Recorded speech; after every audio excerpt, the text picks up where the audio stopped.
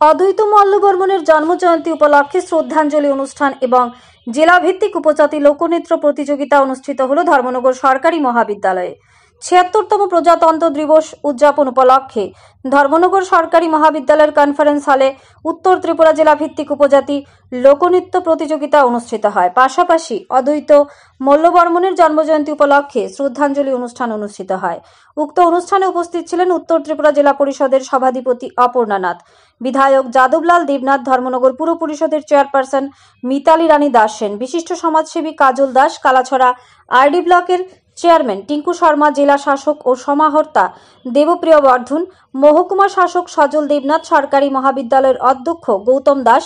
বিশেষ বক্তা হিসেবে উপস্থিত ছিলেন ধর্মনগর সরকারি মহাবিদ্যালয়ের সহকারী অধ্যাপিকা ডক্টর নন্দিতা রায় এবং অনুষ্ঠানে সভাপতিত্ব করেন সামাজিক ন্যায় বিষয়ক স্থায়ী কমিটি উত্তর ত্রিপুরা জেলা পরিষদের সভাপতি সঙ্গীতা দাস এবং স্বাগত ভাষণ রাখেন জেলা কল্যাণ আধিকারিক শ্রী লালকাক সাংঘা।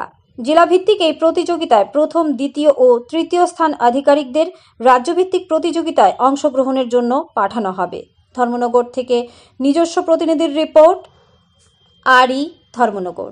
অফিসার নর্থ ত্রিপুরা আজকে as you can see here seminar অদ্বৈত মল্লবর্মণ 111th anniversary উপলক্ষে as per instruction of SC welfare department আজকে এখানে আমাদের ধর্মনগর গভর্নমেন্ট ডিগ্রি কলেজে সেমিনার আমরা করতে যাচ্ছি today.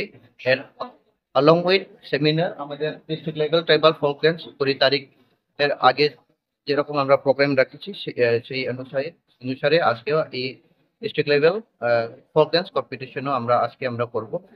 So this program is conducted by district administration and winner of the dance competition will go to Agartala for Republic Day. That's all.